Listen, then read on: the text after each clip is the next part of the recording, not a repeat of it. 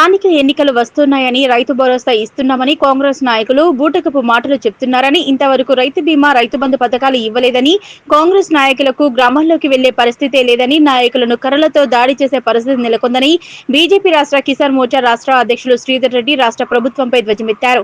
BRS, Congress పార్టీలు రైతులను దగా చేసినవని కిసాన్ మోర్చా రాష్ట్ర అధ్యక్షులు శ్రీధర్ యాదవ్ ఆరోపించారు.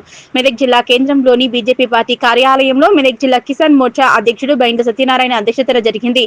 ఈ సమావేశానికి ముఖ్య అతిథిగా రాష్ట్ర కిసాన్ మోర్చా అధ్యక్షుడు శ్రీధర్ రెడ్డి పాల్గొన్నారు.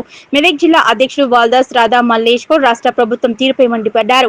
6 గ్యారంటీలను ముందుకు తీసుకెళ్లడం సీఎం రేవంత్ రెడ్డి విఫలమయ్యారన్నారు. ఈ సందర్భంగా రాష్ట్ర అధ్యక్షుడు శ్రీధర్ రెడ్డి మీడియాతో మాట్లాడుతూ కౌలు రైతులకు రైతు భరోసా ఇస్తామన్నారు. ఇప్పటికీ 2 సంవత్సరాలు కావస్తున్న సంక్షేమ పథకాలను ప్రజల్లోకి అందలేదని పరిస్థితి నెలకొందన్నారు. కేంద్ర ప్రభుత్వం రైతులకు ఫసల్ బీమా ఇస్తుందని, ప్రధాని నరేంద్ర మోదీ రైతులను బాగుండాలనే ఉద్దేశంతో 12 సంవత్సరాల నుంచి పథకాలను అందజేస్తున్నారన్నారు. దేవుడు కరుణించిన పూజారి కనికరించడం లేనట్లు ఉందన్నారు విమర్శించారు.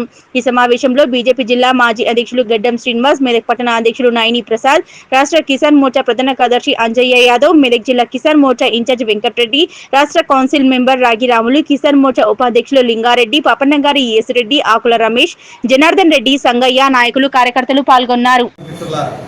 మనకు యూరియా విషయంలో అంతర్జాతీయ మార్కెట్లో మరి విపరీతంగా ధరలు పెరిగినా కూడా రైతు మీద భారం ధరను మెయింటైన్ చేస్తూ ఇలా పూర్తిగా దాదాపు 2700-800 రూపాయల యొక్క భారాన్ని కేంద్ర ప్రభుత్వం భరిస్తా ఉంది.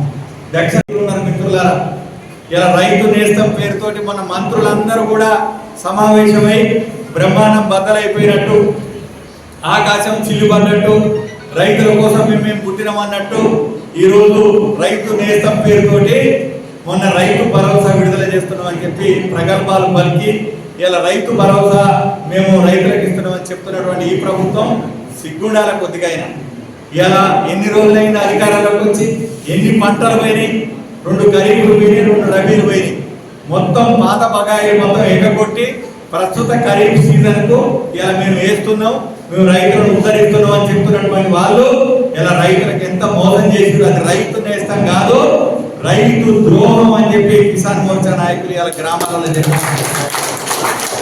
ఆ రోజు ఏం చెప్పినారు? కేసీఆర్ ఇస్తున్నటువంటి పైసలు కాదు, మేము 15,000 ఇస్తాం, దాని పేరు రైతు భరోసా, రైతు బంధు కాదు, రైతు భరోసా అని పేరు పెట్టారు. ఈరోజు కౌలు రైతులకు కూడా ఇస్తామండి, వ్యవసాయదారులకు 12,000 రూపాయలు ఇస్తామండి. ఏమైపోయింది మీ వాగ్దానాలు? ఇలా కేవలం ఏంటంటే ఎన్నికలు రాబోతున్నాయి, స్థానిక సంస్థల ఎన్నికలు రాబోతున్నాయి, జెడ్పీటీసీ, ఎంపీటీసీ ఎన్నికలు రాబోతున్నాయి.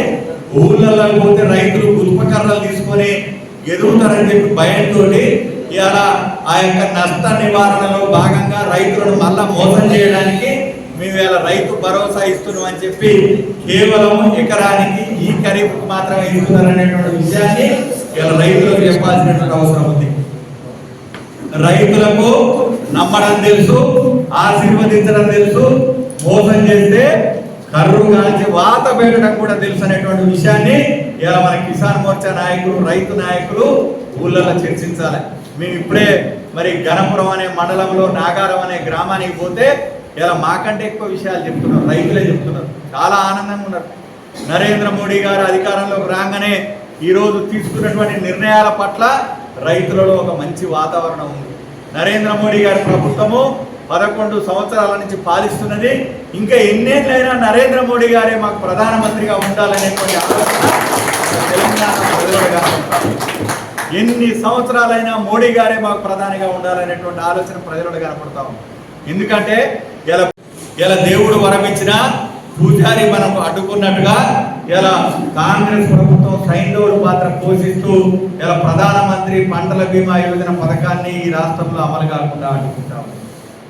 మనందరికీ తెలుసు, మొన్న తెలంగాణలో మొన్నటికి మొన్న అనేక జిల్లాలు అతివృష్టితోనే అల్లాకొలం అయిపోయింది. ఇలా అనేక జిల్లాలలో రైతు పండించుకున్నటువంటి పంట అన్న ముందే ఇలా అతివృష్టికి గురై ఆగమైపోయింది. అదే పంటల బీమా యోజన పథకం కనుక అమలులో ఉంటే రైతులను ఆదుకునేటువంటి అవకాశం ఉండేది. ఈ పాపం ఎవరిది? కాంగ్రెస్ ప్రభుత్వాన్ని, రేవంత్ రెడ్డి సర్కార్ అనేటువంటి విషయాన్ని రైతులలో తీసుకుపోవాల్సినటువంటి అవసరం ఉంది మనకి.